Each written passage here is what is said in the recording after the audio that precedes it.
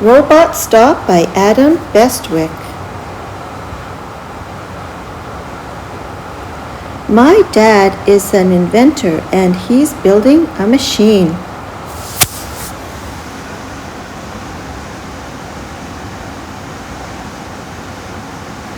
When I go up to bed at night, Dad goes to the cellar to work with nuts and bolts and things and build this robot fella. My mom is so excited and says that she can't wait. A robot chef to wash and clean. It's going to be great.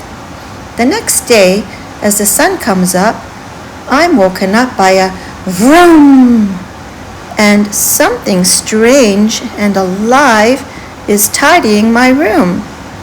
I rub my eyes and can't believe it's picking up my blocks and toys I'd left upon the floor, even smelly socks. When my room is finished and looking rather neat, my dad says, "Come here, Robbie, there's someone you should meet. Robbie, meet our robot built in my workshop. It cooks, it cleans, it sweeps the floor, till I shout, robot, stop." So I got dressed and followed it to see what it could do. It washed up all the saucepans and made them look brand new. Dad's robot cleaned the entire house from the bottom to the top, and when the jobs had all been done, Dad shouted, "Robot, stop!" The robot stopped on Dad's command, and it parked up by the stairs. I really love our metal friend. He's the answer to our prayers. That night in bed, an idea came. It sounded really cool. I'll dress the robot up like me and send him off to school. So late that night, when it got dark, with Mom and Dad in bed,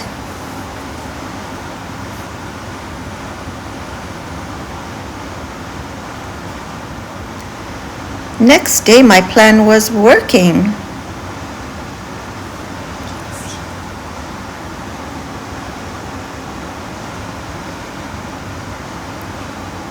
Now off you go to, you nice robot, and please work hard at school. Real Robbie is off skateboarding. This plan is really cool. The robot zoomed off on his way, but stopped right through a puddle. The water splashed on his controls and sent him in a muddle.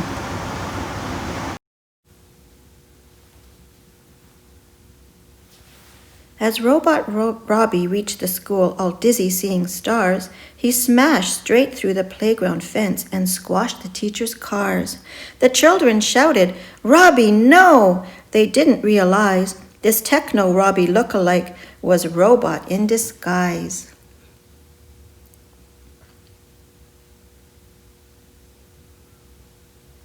The robot smashed the classroom wall and started munching books. It sucked up chairs and desks and pens, even the coat hooks. The headmaster telephoned my dad. "Come quickly, we're in trouble. Your son's gone mad, he's lost control. He'll turn the school to rubble."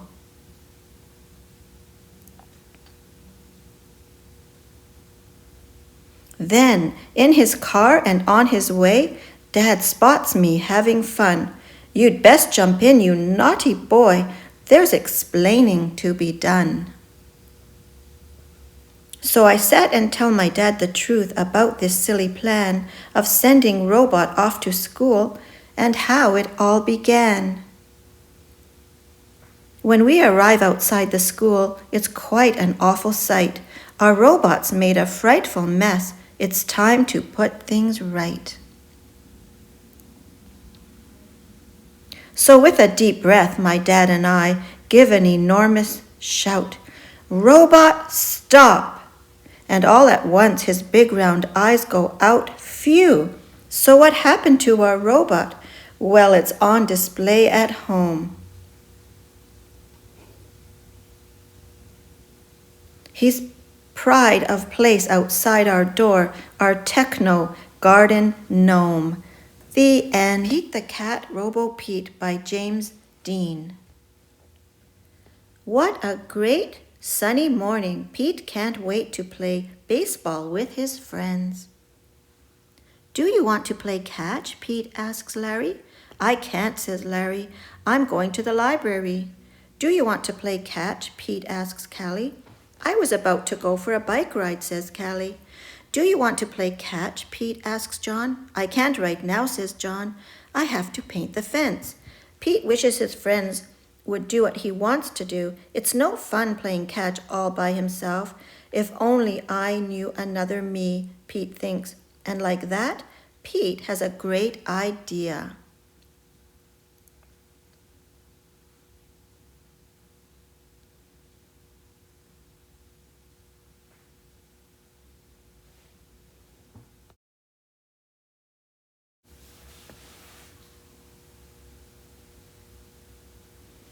Pete builds a robot. He programs it to be just like him. Welcome to the world, Robot Pete, Pete says to the robot. You're my new best friend. We'll do everything together. And I want to play catch, says Pete.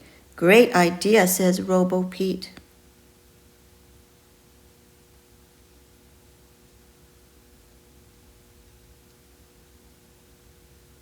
Pete and Robo-Pete play catch.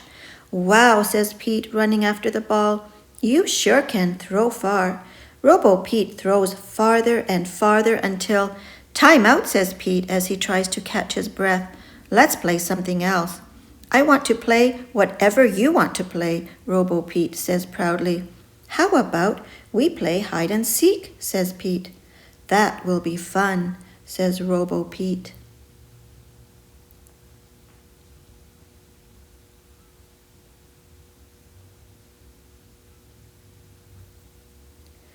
Pete finds the best hiding place ever. He's sure Robo-Pete will never find him. 10, 9, 8, 7, 6, 5, 4, 3, 2, 1, shouts Robo-Pete. Ready or not, here I come. Got you, shouts Robo-Pete, tagging Pete. Hey, how did you find me, says Pete. With my homing device, says Robo-Pete.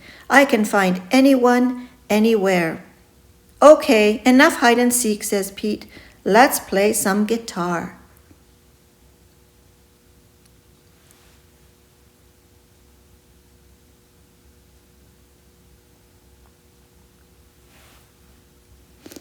Pete teaches Robo-Pete how to play a song he made up. You have to feel the music, Pete explains. Okay, says Robo-Pete. To feel it, I need to play loud, explains Robo-Pete.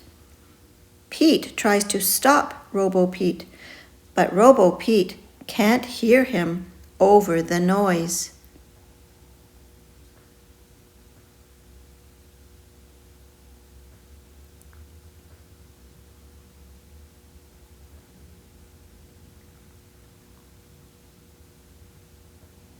This is fun, says Robo-Pete. This is awful, says Pete the Cat. Okay, says Robo-Pete. Let's ride our skateboards instead. Before Pete can answer, Robo-Pete's feet transform into a motorized skateboard with super speedy wheels. Let's go, said Robo-Pete. Wait, calls Pete.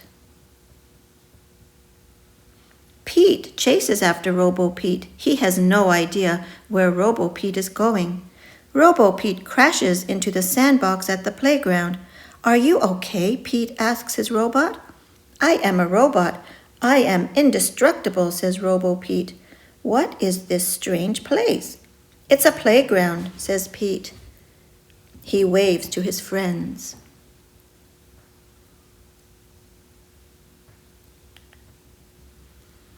This is Robo-Pete, Pete says to Callie, Larry, and John.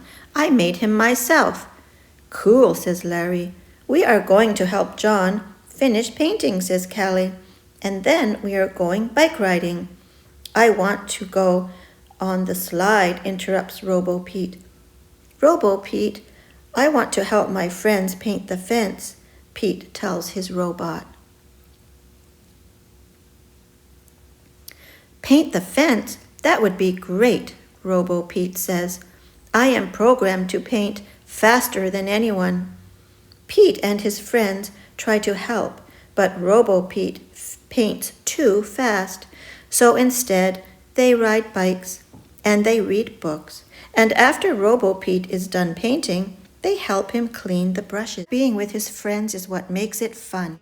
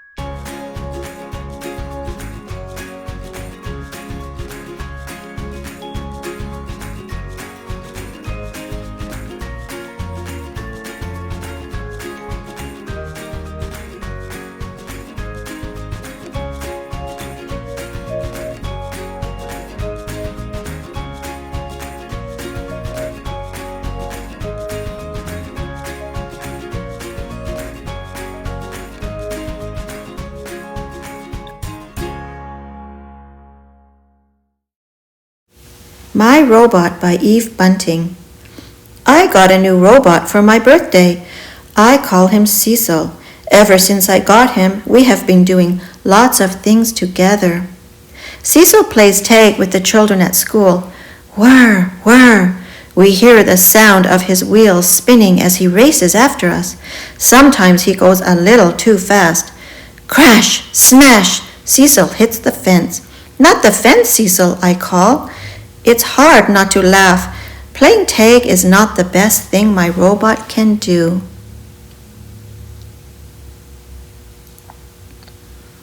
All my friends at school like Cecil a lot. He helps our teacher, Mr. Spencer. Helping Mr. Spencer is not the best thing my robot can do.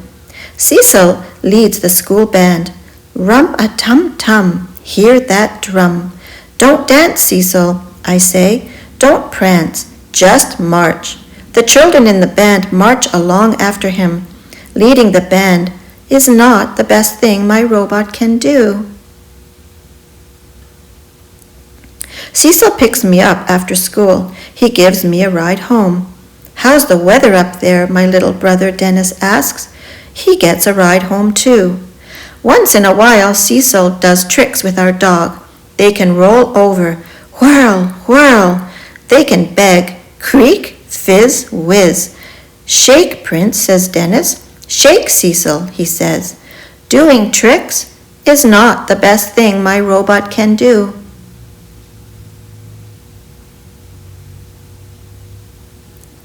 Cecil plays hide and seek too. He is always it. He gives everyone a chance to find a good place to hide. Clank, clunk, here comes Cecil. We don't say we heard him coming. He whistles when he finds us. Whir, spark, pop. Playing hide and seek is not the best thing my robot can do.